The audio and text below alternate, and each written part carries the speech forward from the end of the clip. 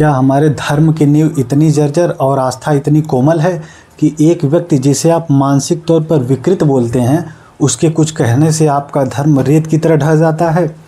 कुंभ समाप्त हो गया, लेकिन कुंभ ने कुछ लोगों को देश व विश्व स्तर पर पहचान दी तथा दूसरी ओर कुंभ की प्रशासनिक खामियों की वजह से हुई भगदड़ के कारण कुछ लोगों की पहचान लोगों के पैरों के नीचे दबकर रह गई।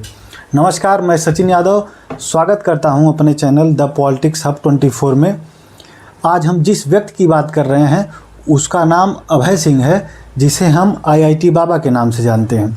एक ऐसा व्यक्ति जिसकी सारी दुनिया एक झोले में हो, उस पर कुछ साधु संत भेड़ियों की तरह टूट पड़ते हैं और वह आदमी आत्मरक्षा में पुलिस कंप्लेन की बात करे तो न्यूज़ चैनल वाले IIT बाबा की धमकी बताकर अपने TRP के लिए लोगों को दिखाने के लिए परोसते हैं। और मैं जहां तक समझता हूं कि अभय सिंह उर्फ IIT बाबा के साथ टीवी चैनल पर किया गया अभद्रता बहुत छोटी और बहुत छिछली हरकत है। ऐसा साफ पता चलता है कि वहाँ संत के चोले में बैठा कोई और लोग हैं। कोई संत इतना अग्रेसिव नहीं हो सकता, संत इतना कुंठित नहीं हो सकता जो अपनी कुंठा दूसरों को गाली गलौज देकर निकालता हो। साधु संतों की शालीनता और सज्जनता ही उनकी पहचान होती है। यहाँ आप लोग खुद अंतर करिए कि कौन सही है कौन गलत। यदि सही मायने में देखें तो होता यही है, जब एक कम पढ़ा लिखा व्यक्ति अध्यात्म के रास्ते पर जाता है तो लोग यही कहते हैं कि यह तो बेरोजगार था, नशेड़ी था, इसलिए धर्म कर्म में चला गया। पढ़े लिखे लोग यह कहाँ करते हैं।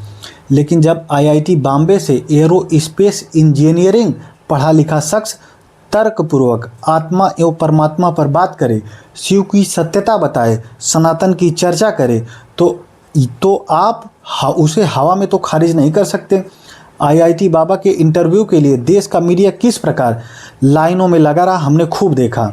लेकिन पिछले दिनों ही एक मीडिया चैनल पर IIT बाबा इंटरव्यू दे रहे थे तो उनके साथ कुछ लोग मारपीट किए, उनको बाहर निकलने तक नहीं दिया गया।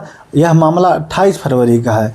इंटरव्यू के दौरान सारा बवाल हुआ, जिसमें बाबा ज़मीन पर बैठे हुए वीडियो में दिखाई दे रहे हैं और उनको कुछ लोग गाली दे रहे हैं। साधु संतों ने उनको घेर रखा है। गाली देने वाले अपने आप को सनातनी कह रहे हैं और खुद सनातन धर्म की रक्षा करने का दावा कर रहे हैं। सबको इन पाखंडियों का बहिष्कार करना चाहिए।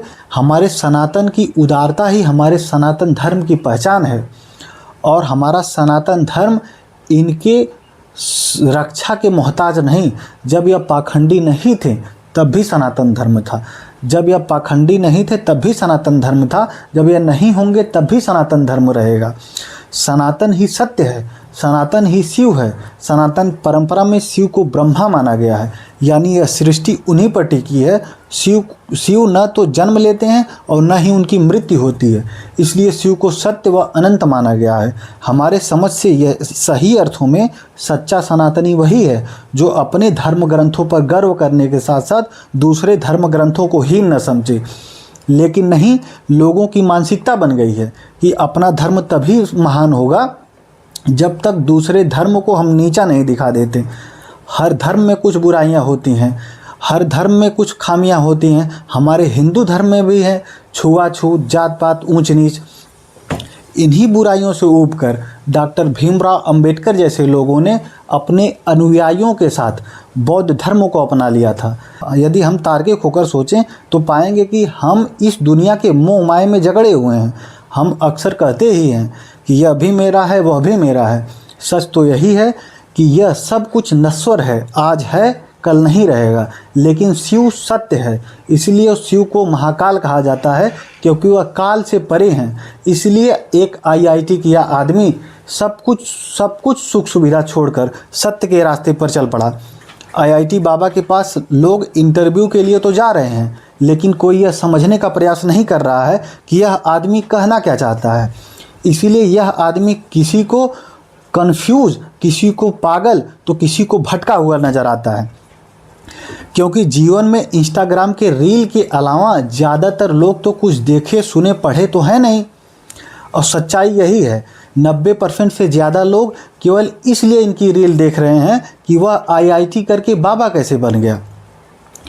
हम लोग जानते हैं कि जो व्यक्ति जितना तार्किक होगा उतना ही कम धार्मिक होगा, क्योंकि तर्क की कसौटी पर जब भी हम धर्म की व्याख्या करेंगे तो धर्म हमें मिथ्या मालूम लगेगा। मेरा विचार यही है, यदि कोई ज़्यादा पढ़ा लिखा व्यक्ति विज्ञान के जरिए आपको धर्म समझा रहा है तो कम से कम उसकी बात सुन लीजिए।